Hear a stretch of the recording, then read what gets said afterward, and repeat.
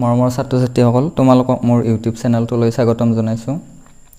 তোমালোকে মোৰ ইউটিউব চেনেলটো সাবস্ক্ৰাইব কৰি ল'বা, তেতিয়াহ'লে মই যেতিয়া নতুন নতুন ভিডিঅ'বিলাক দিম তেতিয়া তোমালোকে এই মোৰ ভিডিঅ'বোৰ সকলোতকৈ আগতে পাবা। গতিকে তোমালোকে চেনেলটো সাবস্ক্ৰাইব কৰি দিবা আৰু মোৰ ভিডিঅ'বিলাক ভাল লাগিলে এটা লাইক কৰি দিবা।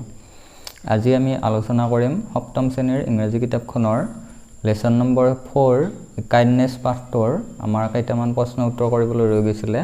সেইকেইটা এতিয়া আলোচনা কৰিম। 8 নম্বৰ, 9 নম্বৰ আৰু 10 নম্বৰ এইকেইটা প্ৰশ্ন উত্তৰ এতিয়া আমি চাম। এতিয়া 8 নম্বৰ এটোত ইয়াতে কেইটামান এওঁলোকে কিতাপত কৰি থৈছে, ইয়াতে ডিটাৰমিনাৰ কেইটামান বহাই থৈ দিছে। এইকেইটা তোমালোকে নিজে নিজে চাই ল'বা।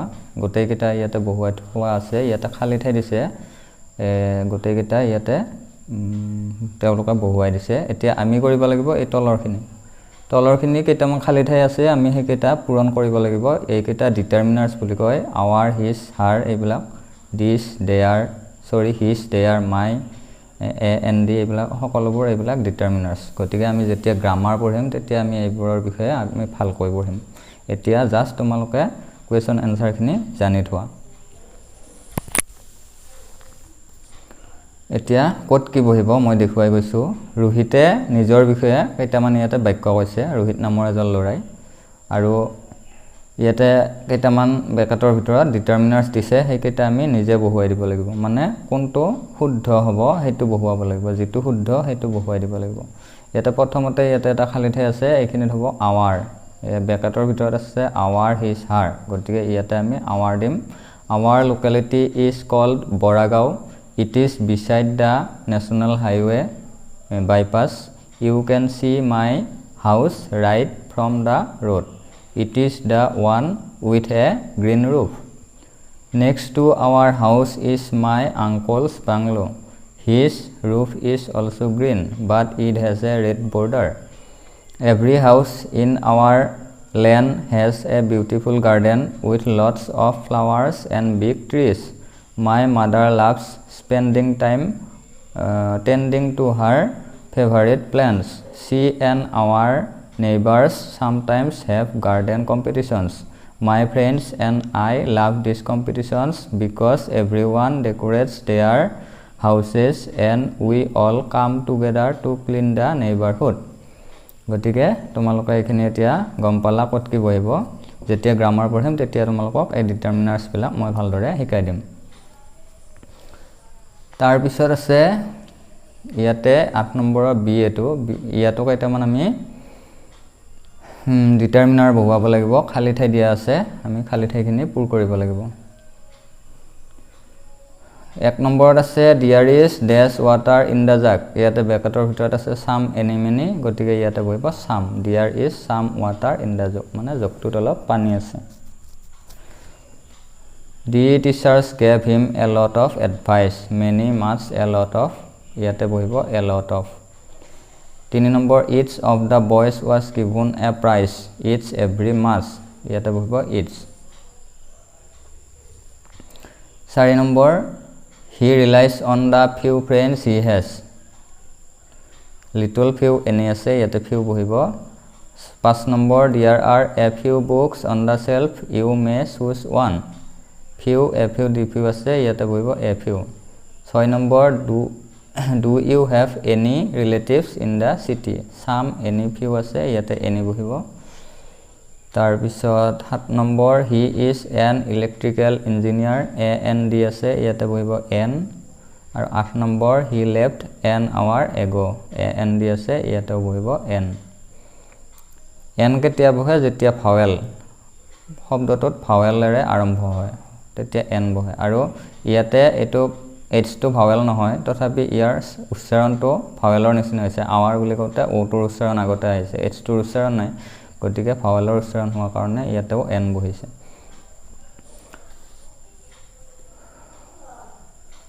নেক্সট কি দি আছে 9 number look at this sentences from the lesson. ইয়াতে লেচনটোত এইকেইটা বাক্য আছে। এতিয়া ইয়াতে কি শিকাইছে? A নম্বৰত আছে she knew that her husband would not buy anything from them. এতিয়া এইকেইটা বাক্য দিছে। ইয়াতে কি কৈছে? In all these sentences there is a part that can make complete sense on its own. This part is called the main clause. The other part is dependent on the main clause to complete its meaning, so it is called the dependent or subordinate clause. অর্থাৎ এই বাক্যকেইটা দুটাকৈ close আছে, মানে বাক্যাংশ আছে, আৰু ইয়াৰে এটা বাক্যাংশই নিজৰ সম্পূৰ্ণ অৰ্থ প্ৰকাশ কৰিব পাৰে, কাৰো ওপৰত নিৰ্ভৰ কৰিব নালাগে, মানে ডিপেণ্ড কৰিব নালাগে, আৰু এটা বাক্যাংশ আছে ই আনৰ ওপৰত নিৰ্ভৰ কৰিলেহে ইয়াৰ অৰ্থটো সম্পূৰ্ণ হয়, অকলে ই অৰ্থ সম্পূৰ্ণ কৰিব নোৱাৰে। গতিকে এইটো ক্লজক সাবঅৰ্ডিনেট ক্লজ বুলি কয়, আৰু এই সাবঅৰ্ডিনেট ক্লজৰ আৰম্ভণিতে ডেট, হু, হোৱেন, হোৱেৰ এইবিলাক থাকে, আৰু তেতিয়াই আমি গম পাওঁ এইটো সাবঅৰ্ডিনেট ক্লজ। এতিয়া ইয়াতে মেইন ক্লজ হ'ব সি নিউ, এইটো হ'ব মেইন ক্লজ, ই অকলে বাক্যটো অৰ্থ সম্পূৰ্ণ কৰিব পাৰে, আৰু that her husband would not buy anything from them, এইখিনি হ'ব সাবঅৰ্ডিনেট বা ডিপেণ্ডেণ্ট ক্লজ, মানে আনৰ ওপৰত ই নিৰ্ভৰ কৰে, নহ'লে ই অৰ্থ সম্পূৰ্ণ কৰিব নোৱাৰে। বি নম্বৰত his wife who was in the kitchen gut busy making T, ইয়াতে মেইন ক্লজ হ'ব হিজ ৱাইফ, আৰু লগত এইখিনি থাকিব গট বিজি মেকিং টি, এইখিনি হ'ব মেইন ক্লজ, আৰু সাবঅৰ্ডিনেট ক্লজ হ'ব who was in the kitchen. এই বাক্যাংশই এইটো ক্লজে নিজৰ অৰ্থ প্ৰকাশ কৰিব নোৱাৰে, কিন্তু his wife got busy making tea ই সম্পূৰ্ণ অৰ্থ প্ৰকাশ কৰিব পাৰে আনৰ সহায় নোলোৱাকৈ, গতিকে এইটো main clause, his wife got busy making tea. ঠিক সেইদৰে চি নম্বৰত কি হ'ব, when my brother in law asked me to buy something I politely decline, এতিয়া ইয়াতে সাবঅৰ্ডিনেট ক্লজ হ'ব, এইখিনি হুৱেন আছে, এই হুৱেনটোৰ লগত এই গোটেইখিনি এইটো subordinate clause. When my brother in law asked me to buy something, ইয়াৰ অৰ্থটো সম্পূৰ্ণ হোৱা নাই, আধৰুৱা হৈ আছে, আই পলাইটলি ডিক্লাইন, আৰু এইখিনি দিয়াৰ পিছতহে ইয়াৰ অৰ্থ সম্পূৰ্ণ হ'ব, আৰু ই আই পলাইটলি ডিক্লাইন এইখিনি অকলে অৰ্থ প্ৰকাশ কৰিব পাৰে, গতিকে এইটো হ'ব main clause, I politely decline, আৰু এইখিনি হ'ব এইটো হ'ব সাবঅৰ্ডিনেট ক্লজ বা ডিপেণ্ডেণ্ট ক্লজ।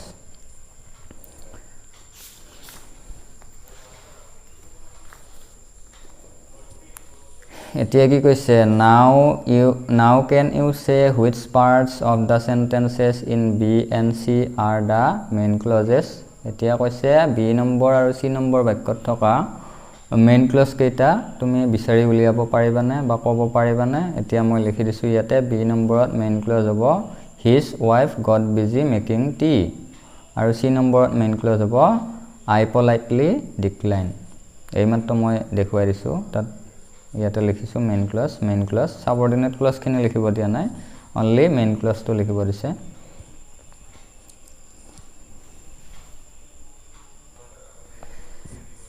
তাৰপিছত ইয়াতে কি দিছে, ইয়াতেও কেইটামান বাক্য দিছে, আৰু এই বাক্যকেইটাত এটা মেইন ক্লজ আছে, এটা সাবঅৰ্ডিনেট ক্লজ আছে, এতিয়া আমি বিচাৰি উলিয়াব লাগিব। মেইন ক্লজটোত আণ্ডাৰলাইন কৰি দিব দিছে, underline the main clause and circle the subordinate clause in its sentence, এতিয়া মেইন ক্লজত আণ্ডাৰলাইন মানে তলত আস্তানি দিব দিছে, আৰু সাবঅৰ্ডিনেট ক্লজটোত মানে চাৰ্কল কৰি দিব দিছে, ঘূৰণীয়া কৰি দিব দিছে। এতিয়া আমি কিতাপত বাৰু এনেকৈ ঘূৰণীয়া কৰি নিদিওঁ, অসুবিধা হ'ব, মই বহীত লিখি লৈছোঁ, দেখুৱাই আছোঁ। এতিয়া বাক্যকেইটা আগতে চাই ল'ম। এক নম্বৰত দিছে I was surprised when my brother in law call the vendor, 2 নম্বৰত আছে I was sure he needed nothing from them, 3 নম্বৰ he knew that they were hungry and tired, 4 নম্বৰ when I saw them I wanted to offer them food, 5 নম্বৰ আছে I pretended that I was interested in their wares. এতিয়া ইয়াতে এটা main close আছে, প্ৰত্যেকটো বাক্যতে এটা মেইন ক্লজ আৰু এটা সাবঅৰ্ডিনেট ক্লজ আছে, আমি এতিয়া বিচাৰি উলিয়াম। I was surprised when my brother in law call the vendor, এতিয়া মই কৈছিলোঁ যে সাবঅৰ্ডিনেট ক্লজবিলাকৰ আৰম্ভণিতে হুৱেন, ডেট, হুৱেৰ, হু এইবিলাক কনজাংচন থাকে, গতিকে ইয়াতে when my brother in law call the vendor এইখিনি হ'ব সাবঅৰ্ডিনেট ক্লজ, অৰ্থাৎ ই অকলে বাক্যৰ অৰ্থ সম্পূৰ্ণ কৰিব নোৱাৰে আনৰ সহায় নোলোৱাকৈ, কিন্তু যদি আই ৱাজ ছাৰপ্ৰাইজড এইখিনি লগাই দিওঁ তেতিয়াহ'লে ই নিজৰ অৰ্থটো সম্পূৰ্ণ কৰিব পাৰিব, আৰু আনহাতে কি হ'ব, আই ৱাজ ছাৰপ্ৰাইজড এইখিনিয়ে অকলে নিজৰ অৰ্থ প্ৰকাশ কৰিব পাৰিব, I was surprised গতিকে এইটো মেইন ক্লজ হ'ব আৰু when my brother in law called the vendor এইখিনি হ'ব subordinate clause এতিয়া 2 নম্বৰত I was sure he needed nothing from them ইয়াতে I was sure এইটো হ'ব মেইন ক্লজ আৰু ইয়াতে he needed nothing from them এই হিৰ আগত এটা ডেট থাকিব লাগিছিল হয়তো ইয়াতে প্ৰিন্টিং মিস্টেক হৈছে সেই ডেটটো লগাই দিব লাগে আসলতে that he needed nothing from them এইখিনি হ'ব subordinate clause আৰু I was sure এইটো হ'ব main clause 3 number he knew that they were hungry and tired ইয়াতে main clause হ'ব he knew আৰু that they were hungry and tired এইখিনি হ'ব subordinate clause 4 number when I saw them I wanted to offer them food ইয়াতে হ'ব main clause হ'ব এইখিনি পিছৰখিনি হে হ'ব এই বাক্যটোত I wanted to offer them food এইখিনি হ'ব main clause কাৰণ অৰ্থ সম্পূৰ্ণ কৰিব পাৰিছে অকলে আৰু এইখিনি হ'ব when I saw them এইটো হ'ব subordinate clause অৰ্থাৎ ই সম্পূৰ্ণ অৰ্থ প্ৰকাশ কৰিব নোৱাৰে এতিয়া ইয়াতে subordinate clause টো এবাৰ আগত আছে এইটো বাক্যত আৰু main clause টো পিছত আছে 5 number I pretended that I was interested in their wares এতিয়া ইয়াতে main clause হ'ব I pretended আৰু subordinate clause হ'ব that I was interested in their wares এতিয়া মই বহিখনত লিখি লৈছো তোমালোক চাই লোৱা ধুনিয়াকৈ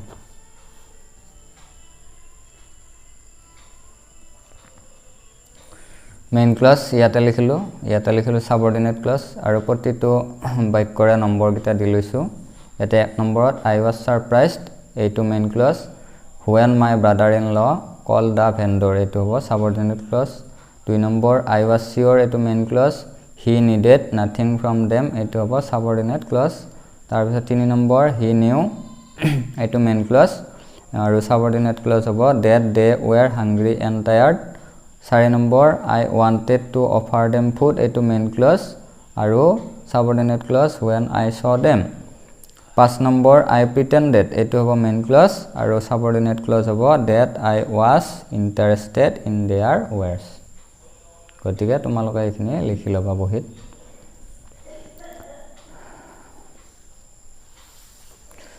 তাৰ পিছত 10 নম্বৰ আছে listen to description of dresses worn by people of some places of India এতিয়া কৈছে ইয়াতে মানে তলত ইন্ডিয়াৰ মানে কেইখনমান ঠাইৰে হাস পোছাক দেখুৱা হৈছে আৰু প্ৰথম আখৰবিলাক দিয়া আছে ইয়াতে তোমালোকে মানে ইয়াত ক'ব লাগে তো কি বলে এই হাস পোছাকক কি বলে তোমালোকে ক'ব লাগে এটো হ'ব তেমত TEHMAT এটো হ'ব সাৰি SARWE তাৰ পিছত এটো ফিৰন বুলি কয় ফিৰন বা ফেৰন PHIRON তাৰ পিছত এটো মুন্ডু MUNDU মুন্ডু মৰমৰ ছাত্ৰ-ছাত্ৰীসকল আজিৰ ভিডিওটো ইমানতে সমাপ্ত কৰিছো আৰু তোমালোকে মোৰ ভিডিওটো ভাল লাগিলে লাইক কৰিবা আৰু মোৰ চেনেলটো সাবস্ক্ৰাইব কৰিবলৈ নাপাহৰিবা আজিলৈ এৰিছো ধন্যবাদ